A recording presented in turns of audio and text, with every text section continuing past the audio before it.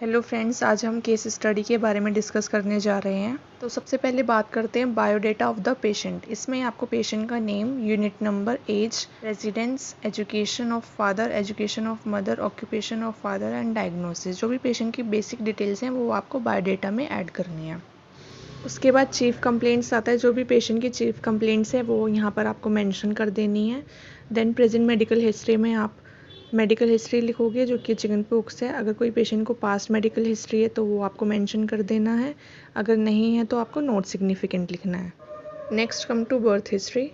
अगर कोई भी बर्थ हिस्ट्री है तो पेशेंट की आपको वो मेंशन कर देनी है। टाइप ऑफ डिलीवरी आपको लिखना है।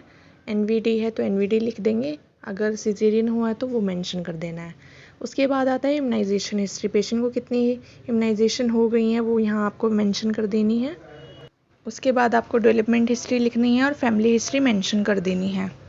कुछ इस तरह से फैमिली कंपोजिशन आपको मेंशन करना है और फैमिली ट्री में आपको पूरी फैमिली का चार्ट ऐसे ड्रॉ करना है और जो भी पेशेंट है उसको आपको थोड़ा शेड करके हाईलाइट कर देना है इसमें। उसके बाद आपको पेशेंट की dietary history, standard of living, source of light and food and water supply के बारे में इंफॉर्मेशन प्रोवाइड करनी है।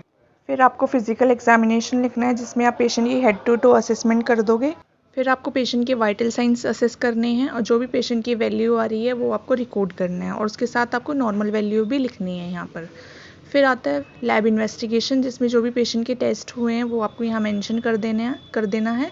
साथ ही जो पेशेंट की वैल्यू आई है वो आपको यहाँ लिखना है और जो भी नॉर्मल वैल्यू है उस पर्टिकुलर टेस्ट की वो भी मेंशन करनी है। देन आप एंड में रिमार्क्स मेंशन कर दोगे कि नॉर्मल है या इंक्रीज़ और डिक्रीज़ है। उसके बाद आपको मेडिकेशन लिखना है। जो भी पेशेंट की मेडिकेशन चल रही है वो आप ड्रग नेम लिख दोगे और उसकी डोज, रूट और टाइम भी यहाँ मेंशन कर दोगे। फिर आपको स्किन की एनाटमी एंड फिजियोलॉजी यहाँ पर मेंशन करनी है।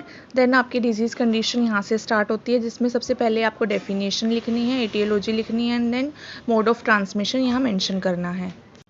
फिर आपको उसकी कॉम्प्लिकेशंस यहाँ लिखनी है और पैथोफिजियोलॉजी इस तरह से आपको लिखना है। उसके बाद आपका आता है डिजीज़ का क्या इंसिडेंस रेट है, इंक्यूबेशन पीरियड क्या है और क्लिनिकल मैनिफेस्टेशन मतलब साइन एंड सिम्टम्स क्या है। देन आपको उसके डायग्नोसिस लिखने हैं और जो भी डिजीज़ कंडीशन की मैनेजमेंट कैसे कर सकते हैं वो सारी यहाँ मेंशन कर देनी है। यहाँ पे आपको चिकन पॉक्स वैक्सीन के बारे में बताना है और जो भी आपकी नर्सिंग मैनेजमेंट है वो यहाँ इस तरह से मेंशन करना है। उसके बाद आते हैं प्रायोरिटी वाइज आपको नर्सिंग डायग्नोसिस यहाँ लिखने हैं। फिर आपको यहाँ पर नर्सिंग केयर प्लान को एक्सप्लेन करना है। कोई भी 3 आप नर्सिंग डायग्नोस पर नर्सिंग केयर प्लान को एक्सप्लेन कर सकते हो। देन आपको यहाँ पर प्रिवेंशन मेंशन करनी है और कंक्लूजन लिखना है, देन बिब्लियोग्राफी।